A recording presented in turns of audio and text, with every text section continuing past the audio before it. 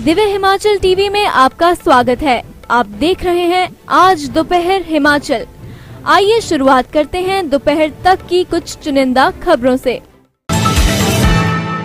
सतर्क रहे दुकानदार, नहीं तो साफ हो सकता है पैसों का गल्ला। युवाओं का गिरोह दे रहा अंजाम। शिवरात्रि तक होगा बाबा भूतनाथ के नए रूपों का श्रृंगार, भक्तों को दे रहे दर्शन। मंदिर सराय के बाथरूम में नहा रही महिला का खींचा फोटो, पुलिस ने काबू किया युवक। हर्बल गार्डन में पहुंचे चंबा के किसान, औषधीय पौधों और खेती पर पा रहे ज्ञान। बस अड्डा कम, गड्ढे ज्यादा, खस्ता हालत में जनता परेशान। और अब खबरें विस्तार से।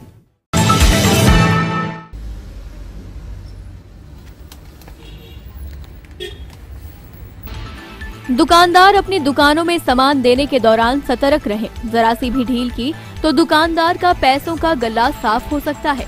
पिछले कुछ दिनों से कंडाघाट क्षेत्र में युवाओं का एक गिरोह सक्रिय हुआ है, जो दुकानों में जाकर दुकानदारों से सामान लेते समय उन्हें अपनी बातों में उलझा देते हैं और मौका पाते ही दुकान में रखे गल्ले में से पैसा चुरा लेते हैं।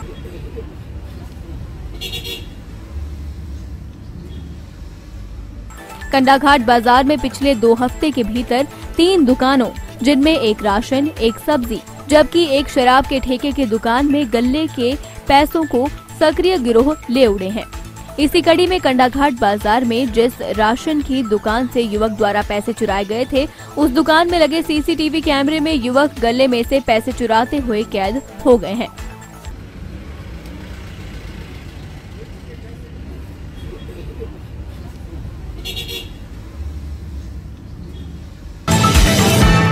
मंडी जिला की सराज घाटी में प्राकृतिक दृष्टि से ऐसे कई मनोरम स्थल हैं, जिनको विकसित करने का प्रयास किया जाना चाहिए।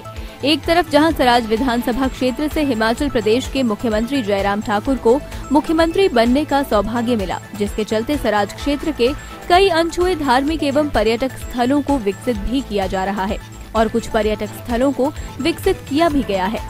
लेकिन उसके बावजूद भी सराज घाटी में ऐसे कई अनछुए पर्यटन स्थल हैं, जिनको विकसित करने का प्रयास किया जाना चाहिए, ताकि आने वाले समय में क्षेत्र के लोगों को घर द्वार पर ही कार्य करने का मौका मिले।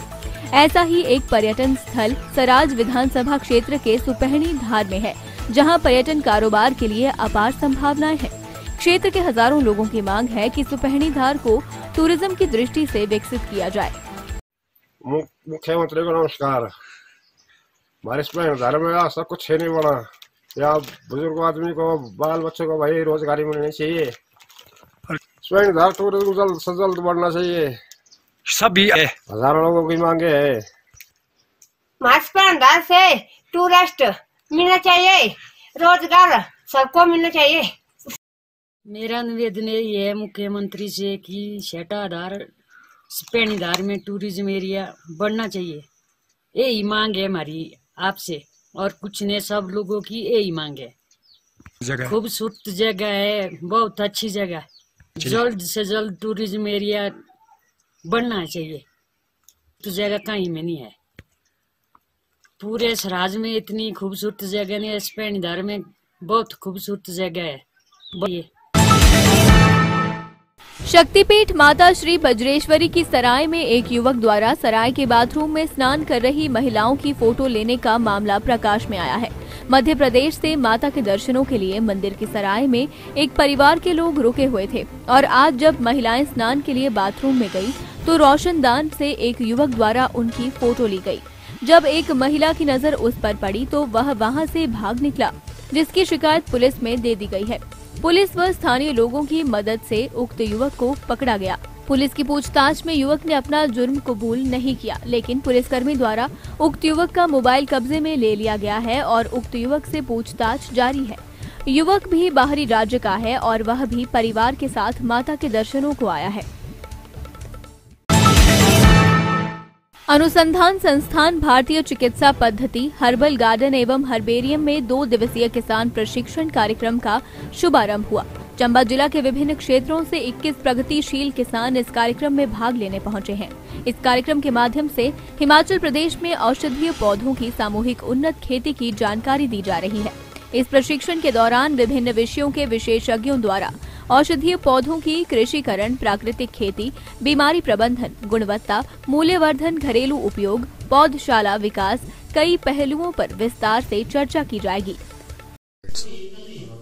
आज हमारे अनुसंधान संस्थान भारतीय चिकित्सा पद्धति एवं होम्योपैथी जोगिंद्रनगर के कार्यालय में 2 दिवसीय किसान प्रशिक्षण शिविर का शुभारंभ हुआ है। यह कार्यक्रम हिमाचल प्रदेश में हमारे माननीय एसडीएम महोदय जी द्वारा शुरुआत की गई थी और ये कार्यक्रम भारत में मनाए जा रहे स्वर्ण जयंती समारोह आज़ादी के अमृत महोत्सव के तत्वावधान में शुरू किए गए थे। आज इस श्रृंखला की 5वीं कड़ी है। हिमाचल के अलग अलग जिला से आए किसान यहाँ पर प्रशिक्षण प्राप्त कर रहे हैं। आज इस कड़ी में चंबा से आए हुए 21 किसान हमारे जो प्रगतिशील किसान हैं वो इस कार्यक्रम में भाग ले रहे हैं और इस कार्यक्रम के माध्यम से हिमाचल प्रदेश में सामूहिक उन्नत खेती औषधीय पौधों के बारे में शुरू करने के बारे में उनको प्रशिक्षण देने का ये कार्यक्रम है।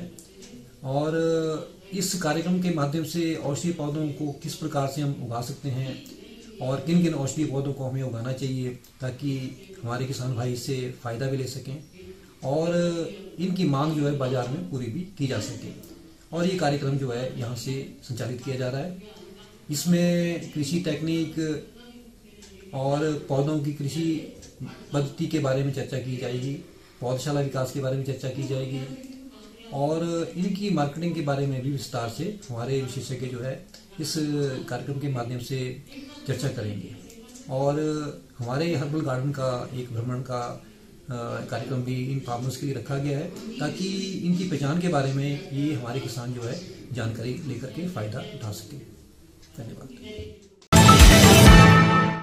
बस अड्डा सुंदरनगर की दिनों दिन बनी खस्ता हालत को लेकर आम जनता काफी परेशान है। जहां एक और वाहन चालकों को काफी दिक्कतों का सामना करना पड़ रहा है तो वहीं दूसरी ओर बस अड्डा सुंदरनगर में बस अड्डा कम और गड्ढे ज्यादा नजर आ रहे हैं।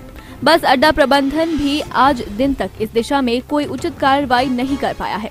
कुछ दिनों के निर्माण कार्य पूरा होने के बाद ही बस अड्डा पर लगाई ईंट उखड़ गई थी और इस मामले को कई बार बस अड्डा प्रबंधन और सुंदरनगर के विधायक सहित निगम के अधिकारियों के भी ध्यान में लाया गया, लेकिन व्यवस्था को चुस्त दुरुस्त करने में 1 इंच का भी काम नहीं हुआ है। इसके चलते बस अड्डा सुंदरनगर की वर्तमान में हालत खस्ता हाल हो गई है।